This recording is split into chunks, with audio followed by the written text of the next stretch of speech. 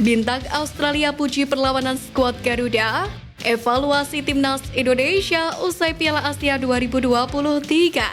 Legenda timnas Indonesia berharap regulasi Liga 1 berubah. Simak informasi selengkapnya sebagai berikut.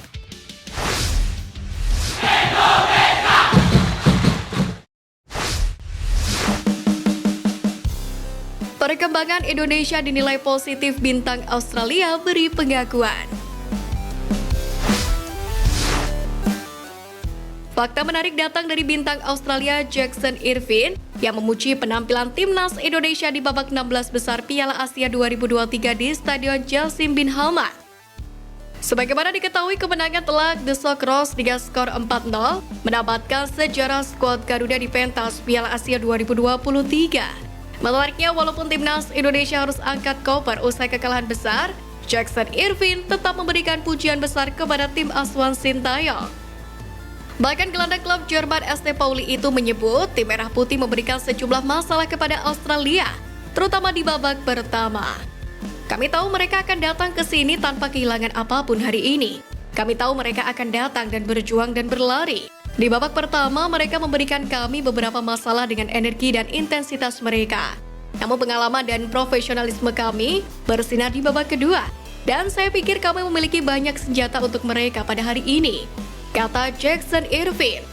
Senada dengan Jackson Irvine, minimnya pengalaman sebagaimana penyebab kekalahan Indonesia dari Australia juga diakui pelatih Sintayong. Hal tersebut juga terlihat dari kebobolan Indonesia yang disebabkan 1 gol bunuh diri dan 2 gol di menit-menit akhir pertandingan. Kami tidak kalah dalam konteks performa. Mereka bermain bagus dan menjalankan instruksi saya dengan baik. Tapi memang unsur pengalaman masih dibutuhkan oleh pemain kami, tegas Sintayong. Kembali demikian, lolos ke 16 besar telah menjadi sejarah tersendiri bagi sepak bola Indonesia. Untuk itu, Piala Asia 2023 bakal menjadi acuan bagi skuad Garuda untuk lebih berkembang di event bergengsi ke depannya.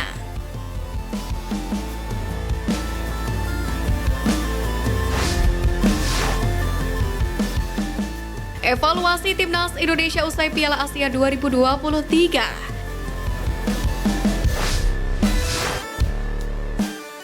Pertama, hilang fokus di babak kedua. Permainan timnas Indonesia selalu memukau di babak pertama sejauh perjalanan hingga 16 besar Piala Asia 2023. Terlihat skema permainan berjalan baik dan sejumlah peluang pun tercipta.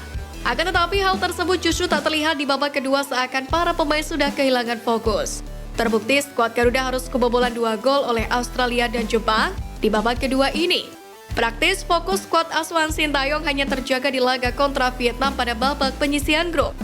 Pada laga tersebut, para pemain disiplin menjaga pertahanan hingga akhirnya bisa mencetak clean sheet.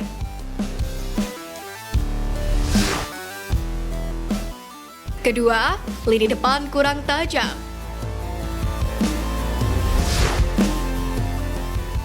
Selama Piala Asia 2023, sejatinya timnas Indonesia mampu menampilkan skema menarik hingga menciptakan beberapa peluang di depan gawang lawan.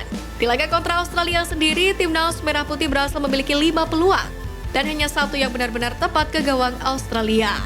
Beberapa peluang sisanya terbuang sia-sia dan tak bisa dimanfaatkan dengan baik. Tercatat 3 gol yang dicetak punggawa Garuda selama Piala Asia 2023 ini tidak lahir dari seorang striker. Bahkan gol tersebut tercipta lewat Marcelino yang notabene seorang gelandang, dan juga Asnawi serta Sandy Walsh yang berposisi sebagai pemain belakang.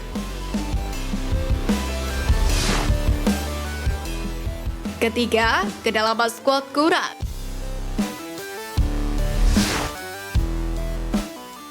Pelatih timnas Indonesia Sintayong menegaskan skuad Garuda hanya memiliki 18 pemain yang bisa bersaing di Piala Asia 2023 ini. Hal itu berpengaruh pada perjalanan tim Merah Putih kendati telah mencetak sejarah lolos ke babak 16 besar. Terbukti para pemain pengganti seperti Witan Sulaiman, Egy Maulana Fikri dan Mark Locke tidak mampu membawa perubahan pada tim. Bahkan Ramadan Sananta juga tidak mendapatkan kesempatan. Hal tersebut membuktikan bahwa meski para pemain tersebut telah moncer di Liga, bukan berarti mampu bersaing di level Asia.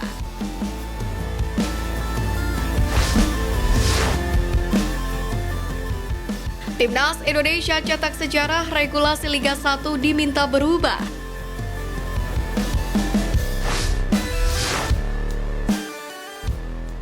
Meski gagal melangkah ke babak selanjutnya, lolos ke 16 besar Piala Asia merupakan pencapaian tersendiri bagi timnas Indonesia.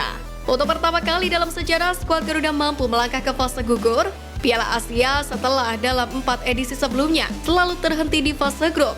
Seperti pada edisi 1996, 2000, 2004, dan 2007.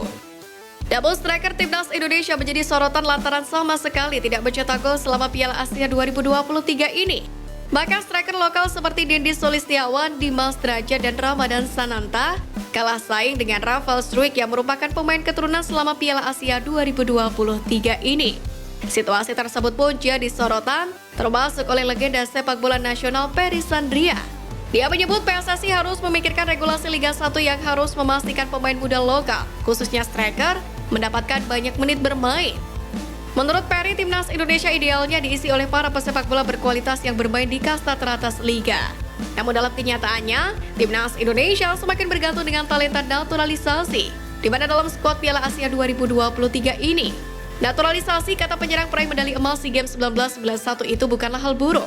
Namun penerapannya disebut tidak boleh mengubur talenta-talenta lokal di liga. Menurut Peri, para pesepak bola lokal khususnya yang berposisi sebagai striker kurang mendapatkan kesempatan bermain di Liga 1.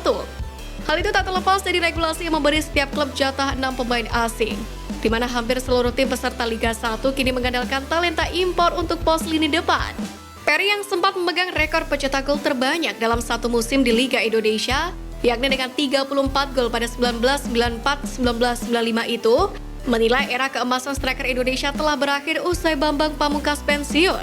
Seiring berjalannya waktu terjadi peningkatan jumlah kuota pemain asing dalam Liga 1 Indonesia. Pada musim 2023-2024 sendiri, kuota pemain asing per klub meningkat menjadi 6. Dengan rincian 4 pemain asing dari negara manapun, 1 pemain dari Asia dan 1 pemain dari Asia Tenggara. Meski regulasi tersebut bertujuan untuk meningkatkan kualitas permainan, tetapi kehadiran banyak pemain asing secara tidak langsung juga berpotensi mengurangi menit bermain talenta lokal terkhusus striker.